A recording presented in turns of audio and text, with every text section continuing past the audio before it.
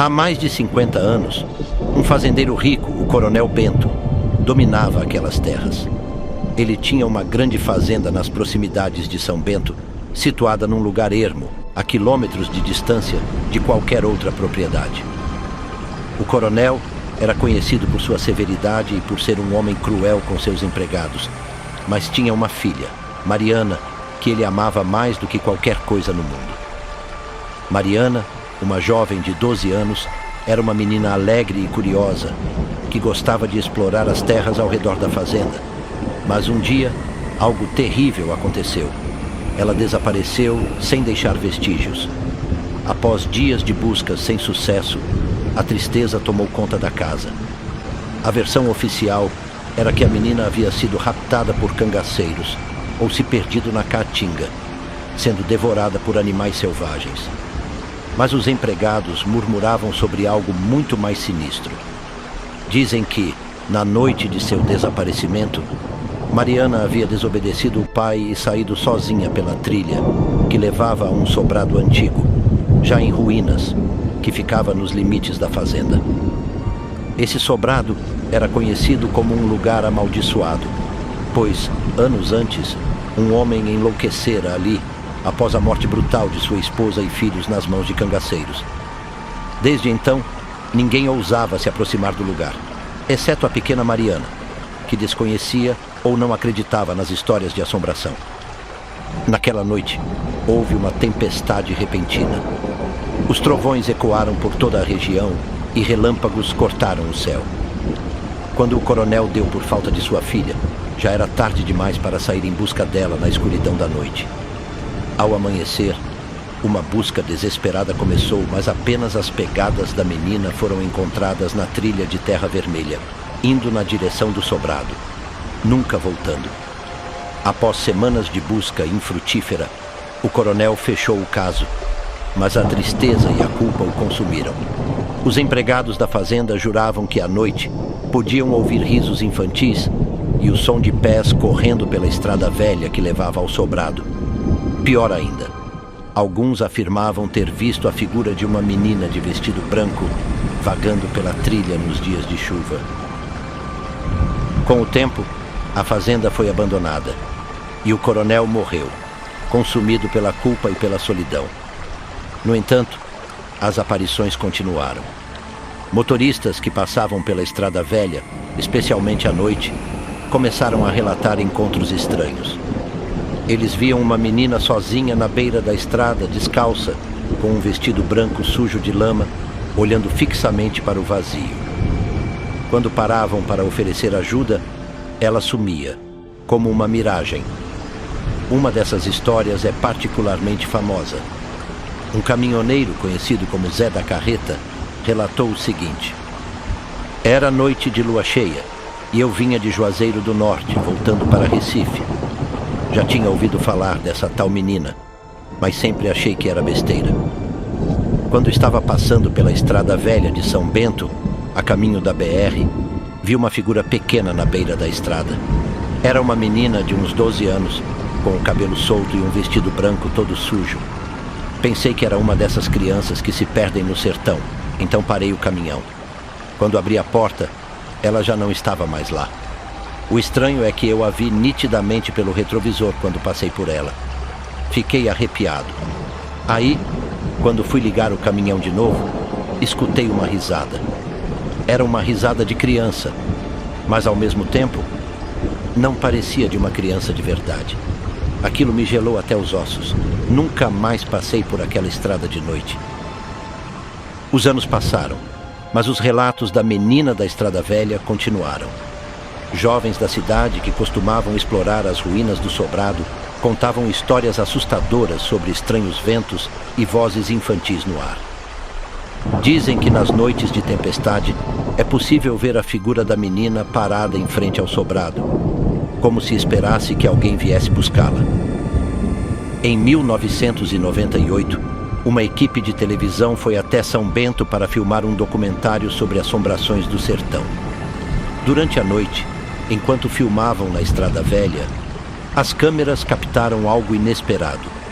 Uma pequena figura branca, semelhante a uma menina, Aparecia e desaparecia rapidamente entre as árvores, num ponto onde a trilha estava abandonada e fechada pela vegetação. A equipe ficou tão assustada que deixou a cidade no dia seguinte. Até hoje, os moradores de São Bento evitam a Estrada Velha após o pôr do sol. A história da menina da estrada é contada de geração em geração, e embora muitos tentem racionalizar os eventos, sempre há quem jure que viu a menina. As crianças locais são avisadas para nunca, jamais, se aventurarem sozinhas naquela trilha, especialmente nos dias de chuva. A fazenda do coronel está em ruínas, e o sobrado onde Mariana desapareceu continua de pé, meio engolido pela vegetação, mas ainda de pé. Para aqueles que acreditam, Mariana ainda está lá, perdida no tempo, esperando, talvez, que alguém a encontre, ou que, finalmente, seu espírito seja libertado daquele lugar onde o medo e o mistério se misturam com as sombras do sertão.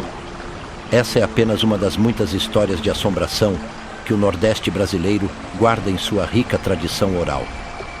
Embora seja fácil descreditar tais contos como fruto da imaginação popular, o medo real e os relatos consistentes das pessoas locais dão um toque de veracidade que assombra até mesmo os mais céticos.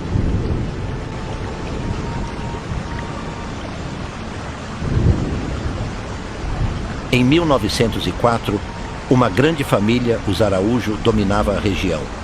Eram conhecidos por sua crueldade e riqueza. O patriarca, Severino Araújo, era um homem de temperamento explosivo, mas um tremendo devoto de suas posses e terras. Severino tinha 2 filhos, Marcos e Ana, que eram o oposto um do outro. Enquanto Marcos herdou a crueldade do pai, Ana era doce e sonhadora, o que a fazia ser a favorita de todos na fazenda. Porém, uma tragédia se abateu sobre a família. Certo dia, Marcos, tomado pela inveja de seu pai preferir Ana, teve uma discussão violenta com a irmã. Em um acesso de raiva, ele acabou empurrando-a de um penhasco perto da casa. O corpo de Ana foi encontrado horas depois, despedaçado pelas pedras lá embaixo. Dizem que Severino nunca mais foi o mesmo depois daquele dia. Marcos, por sua vez, foi expulso de casa pelo próprio pai, que nunca revelou a verdade sobre o acidente. A versão oficial foi que Ana havia se acidentado, mas os empregados e moradores do vilarejo sempre sussurravam que Marcos tinha matado a irmã. Ele fugiu para longe, mas as lendas diziam que algo maligno o seguiu. 20 anos depois do incidente, Marcos voltou. Dizem que ele voltou à noite, sujo, barbudo e parecendo carregado por uma energia maligna. Ele havia envelhecido além de sua idade, com a pele cinzenta e os olhos vazios. Os moradores começaram a notar que desde sua chegada coisas estranhas aconteciam. O gado adoecia e morria sem explicação. As plantações murchavam e um silêncio sinistro pairava sobre a vila, quebrado apenas pelo vento assobiando nas janelas. Marcos voltou para a casa de seu pai, que estava já muito velho e doente. Uma semana depois, Severino foi encontrado enforcado no porão da grande casa, seu rosto desfigurado e os olhos arregalados, como se tivesse visto algo terrível antes de morrer. A corda que usou para se enforcar, no entanto, estava amarrada em um ponto onde ele, fraco como estava, jamais teria alcançado sozinho. A morte foi considerada suicídio, mas os moradores acreditavam que Marcos estava envolvido. Após a morte do patriarca, a casa foi abandonada, mas Marcos permaneceu lá sozinho, como um fantasma vivo, cuidando de nada além do vazio. As pessoas da vila diziam que à noite podiam ver luzes fracas vindas das janelas da velha casa, e uma presença sinistra parecia pairar sobre o lugar. Ninguém ousava chegar perto. Poucos meses após a morte de Severino, os acontecimentos sobrenaturais ficaram mais intensos.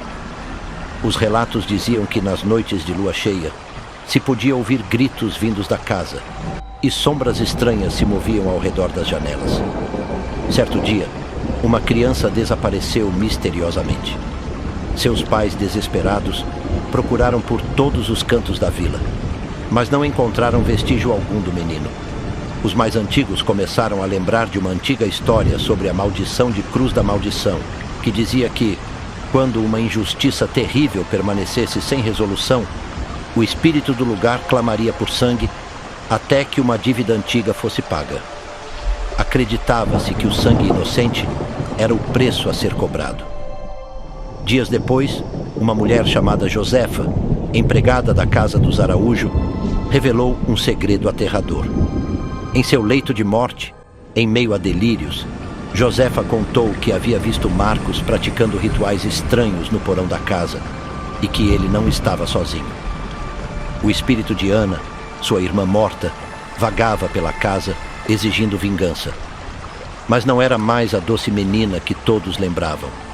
O espírito estava deformado, queimado por ódio e pela tragédia de sua morte prematura. Com medo, os moradores do vilarejo organizaram uma vigília. Alguns homens se armaram com tochas e facões e foram até a casa dos Araújo numa tentativa de confrontar Marcos e acabar com o terror que envolvia a vila. Quando chegaram, encontraram a porta do casarão aberta e um silêncio mortal no ar. Dentro da casa, a escuridão parecia ter vida própria. As paredes estavam cobertas de símbolos estranhos, desenhados com sangue seco. O cheiro de podridão impregnava o ar, e no centro da sala, eles encontraram Marcos. Ele estava morto, enforcado como o pai, mas com um sorriso grotesco no rosto. No chão, ao redor de seu corpo, estava desenhada uma cruz, também de sangue, que pulsava como se tivesse vida própria. Sobre sua cabeça, a figura de uma mulher, ou algo que outrora fora uma mulher, os observava do topo da escada. Ana. A partir daquela noite, os eventos se tornaram insuportáveis. O vilarejo foi abandonado rapidamente, com as famílias fugindo para outros lugares, levando apenas o que podiam carregar. Cruz da Maldição foi deixada à mercê dos espíritos que a assombravam. As pessoas diziam que, quando o vento soprava de certa direção, ainda se podiam ouvir os gritos e risos distorcidos vindo da antiga casa dos Araújo. Até hoje, a vila é evitada. Cruz da Maldição se tornou uma cidade fantasma, com a natureza tomando conta das casas e das ruas. A casa dos Araújo ainda está de pé, mas ninguém se atreve a cruzar seus portões. Os poucos aventureiros que se arriscam a chegar perto dizem que, ao anoitecer, veem luzes vermelhas vindas das janelas e que, nas noites de lua cheia, a silhueta de uma mulher pode ser vista parada na janela do segundo andar, olhando fixamente para quem ousa interromper o seu descanso. A história de Cruz da Maldição foi registrada por estudiosos de folclore e paranormalidade, e muitos acreditam que, embora tenha sido distorcida com o tempo, ela tem um fundo de verdade.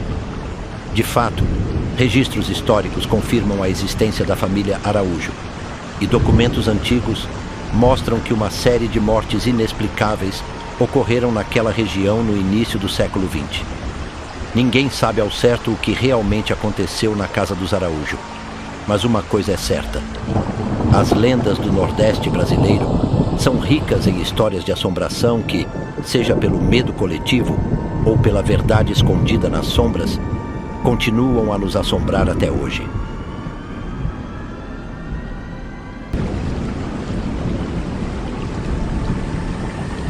Em 1938, uma caravana de 12 pessoas decidiu cruzar o Vale dos Esquecidos para economizar tempo em uma viagem até uma feira de gado.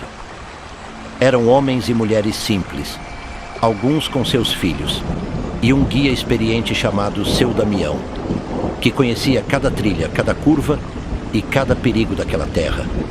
Eles sabiam das lendas, mas não acreditavam em superstições.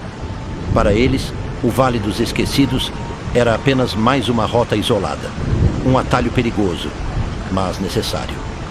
No início da viagem, tudo parecia normal. O sol queimava e a caatinga se estendia à frente deles como um mar de espinhos e pedras. Mas, ao cair da noite, tudo mudou.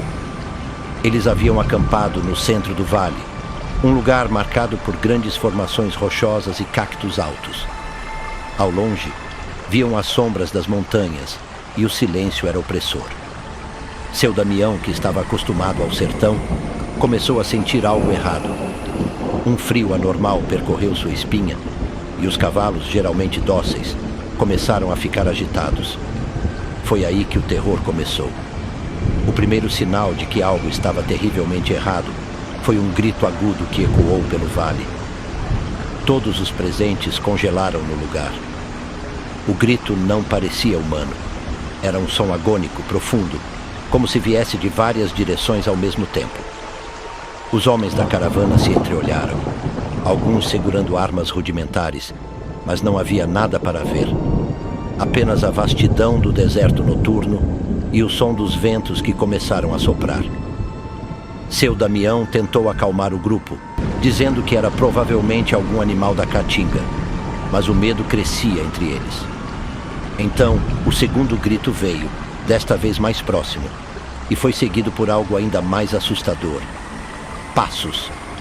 Passos lentos e pesados, como se algo gigantesco estivesse caminhando em volta do acampamento.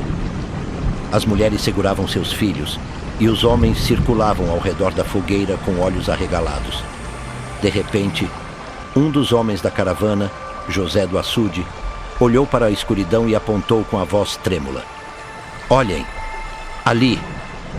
À beira do acampamento, algo começou a se materializar. No início, parecia ser apenas uma sombra, mas logo todos puderam ver uma figura alta e encurvada, vestida com trapos sujos e uma capa preta esfarrapada. O rosto não era visível, coberto por um capuz, mas os olhos brilhavam em um vermelho intenso, como carvões incandescentes. A figura parecia flutuar, sem pés visíveis, e com um movimento lento, começou a avançar em direção ao grupo. Pânico tomou conta da caravana. Alguns tentaram correr para os cavalos, mas os animais estavam em pânico, relinchando e se debatendo. Seu Damião gritou para que todos se mantivessem juntos, mas o terror era demais. As crianças começaram a chorar, e o som dos gritos da figura encapuzada ficou mais alto, penetrando a mente de todos como uma lâmina fria. Em meio ao caos, um garoto de 10 anos, Joãozinho, filho de um dos viajantes, se soltou da mãe e correu para a escuridão, tentando fugir da aparição. Seu pai, Antônio, desesperado, correu atrás dele, mas tanto o menino quanto o homem desapareceram na noite. O som de passos, mais rápidos agora, cercava o grupo restante, e risadas grotescas ecoavam nas pedras ao redor. Seu Damião tentou organizar uma busca, mas ninguém mais ousava se mover. Todos estavam aterrorizados, temendo que o mesmo destino esperasse qualquer um que saísse do círculo de luz da fogueira. A partir desse momento, a noite se tornou uma longa sequência de horrores. A figura encapuzada não estava sozinha. Outras sombras começaram a surgir ao redor do acampamento, todas com formas distorcidas, altas e com olhos vermelhos, algumas parecendo flutuar, outras caminhando com membros alongados e disformes. Elas não falavam, apenas riam, e suas risadas eram como ecos de vozes de outro mundo. As figuras cercaram o acampamento e começaram a se aproximar lentamente, encurtando o círculo a cada minuto. Qualquer um que olhasse diretamente para elas sentia uma dor insuportável no peito, como se algo invisível estivesse tentando arrancar suas almas. Um dos homens, um valentão chamado Zé Raimundo, gritou em desespero e correu para as sombras, brandindo uma faca, mas desapareceu no ar antes mesmo de atravessar a linha de figuras. Na madrugada, quando o sol ainda não tinha nascido, o massacre começou. As figuras avançaram sem aviso. Não havia como fugir. Um a um, os membros da caravana foram arrastados para a escuridão, seus gritos cortando o silêncio mortal do vale. As sombras pareciam absorver seus corpos, como se fossem devoradas pela própria noite. Seu Damião, que até então tinha mantido a compostura, foi o último a cair. Antes de ser levado, ele olhou em volta, e em meio ao caos, viu algo que fez seu sangue gelar. A figura encapuzada tirou o capuz, revelando um rosto que ele reconheceu imediatamente. Era Marcos, o antigo guia da vila, dado como desaparecido anos antes quando cruzou o vale. Seu rosto, agora pálido e retorcido pelo horror, o fitava com um sorriso maligno. Damião tentou correr, mas foi inútil. O último som que ele ouviu foi o riso distorcido das figuras que agora o cercavam.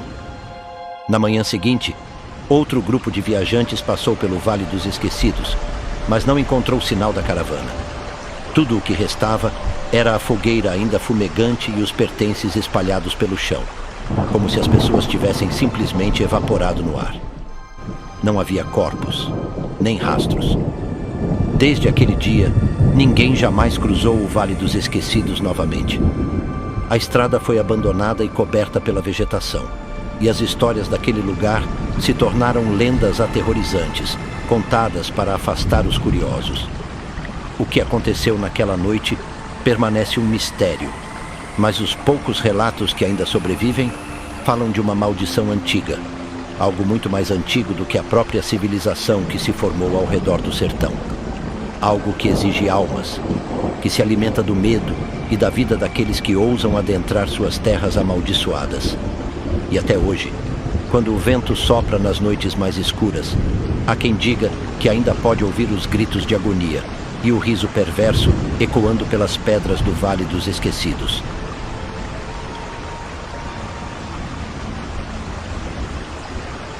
Há mais de 50 anos, em 1971, o patriarca da família Bezerra, seu Anselmo Bezerra, decidiu se mudar com sua esposa e 2 filhos para uma fazenda abandonada nas encostas da Serra do Breu. A propriedade ficava perto de uma cacimba, poço artesanal antiga, que dizem ter sido escavada por escravos muito antes da abolição. Embora houvesse rumores de que o lugar era amaldiçoado, seu Anselmo, um homem duro e teimoso, ignorou os avisos da população local, dizendo que não temia histórias de velhas. O que ele não sabia é que a cacimba carregava uma maldição antiga que tragou muitas vidas. Segundo a lenda, um senhor de engenho cruel, conhecido como Coronel Ferreira, teria sido o responsável pela morte de dezenas de escravos, jogando os que se recusavam a trabalhar dentro da cacimba, ainda vivos. Acredita-se que os espíritos dessas almas torturadas vagam por aquela terra, e o pior deles seria o fantasma do próprio coronel, agora transformado no temido velho da cacimba. No início, tudo parecia correr bem. A família Bezerra adaptou-se rapidamente à vida no sertão, cultivando a terra seca e cuidando dos animais. No entanto, à medida que o tempo passava, pequenos sinais começaram a aparecer.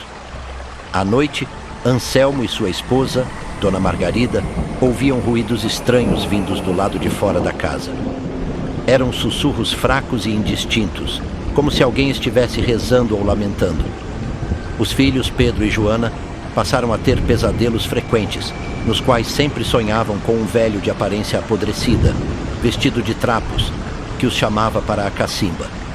Seu Anselmo, apesar dos fenômenos estranhos, insistia que tudo era fruto da imaginação de seus filhos e do cansaço. Ele repetia constantemente que não acreditava em superstições e que a fazenda era deles agora, e nada tiraria isso dele.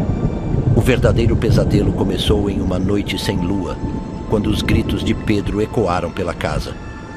Seu Anselmo correu até o quarto do menino e o encontrou em pé, em frente à janela, apontando para fora. O garoto tremia de pavor e mal conseguia falar. Quando finalmente se acalmou, disse ao pai que o velho da cacimba estava do lado de fora, olhando diretamente para ele.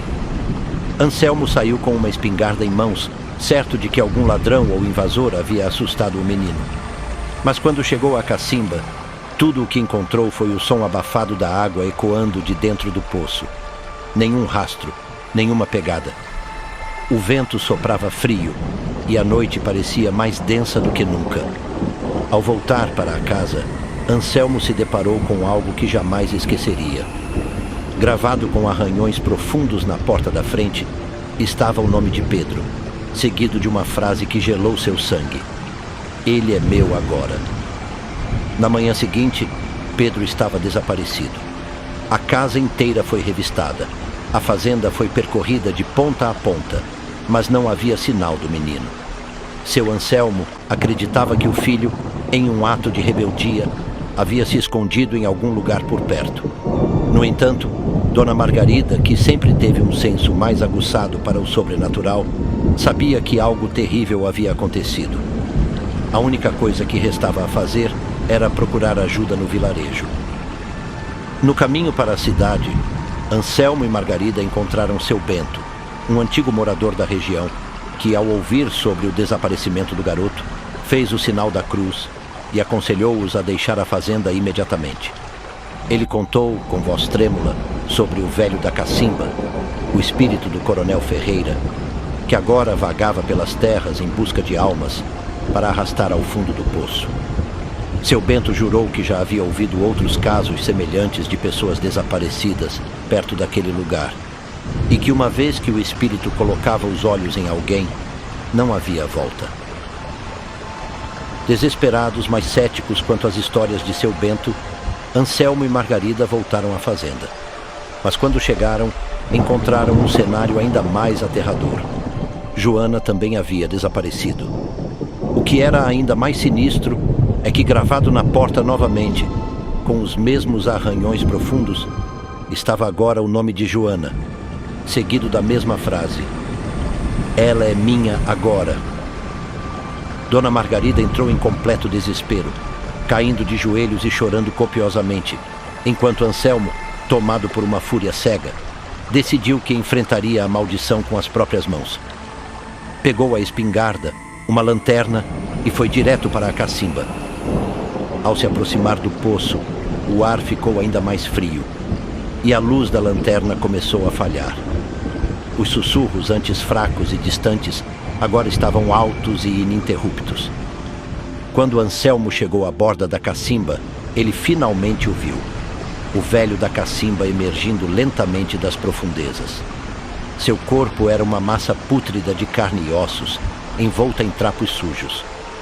Os olhos eram buracos negros, vazios, mas que pareciam consumir tudo ao redor. Anselmo não conseguiu se mover. O terror o paralisou, enquanto o velho da cacimba se aproximava, estendendo uma mão apodrecida em sua direção. "Eles são meus, e você também será", disse o velho, com uma voz cavernosa, cheia de ódio e prazer maligno. Anselmo tentou gritar, mas sua voz não saiu. Antes que pudesse reagir, sentiu uma força invisível o puxando para o fundo do poço. Ele foi arrastado, como se o chão tivesse se aberto sob seus pés. A última coisa que viu foi o rosto desfigurado do velho, que agora gargalhava enquanto Anselmo era tragado pela escuridão. No dia seguinte, os vizinhos, preocupados com o desaparecimento da família, foram até a fazenda. Ao chegarem, encontraram a casa vazia. Não havia sinal de luta, nenhum rastro, exceto por uma coisa. Na porta da frente, gravado com os mesmos arranhões profundos, estavam os nomes de Anselmo, Margarida, Pedro e Joana, com a mesma mensagem sombria: "Eles são meus agora." A fazenda foi abandonada e até hoje ninguém ousa chegar perto da cacimba. Os poucos que passaram pela região à noite afirmam ouvir risadas e sussurros saindo de dentro do poço. E nas noites de lua cheia, alguns dizem ver a figura de um velho encurvado, vestido de trapos, vagando pelas terras da Serra do Breu. Essa é a verdadeira e horripilante história do velho da cacimba. Uma assombração que até hoje continua a reclamar as almas daqueles que se aproximam demais de sua morada maldita.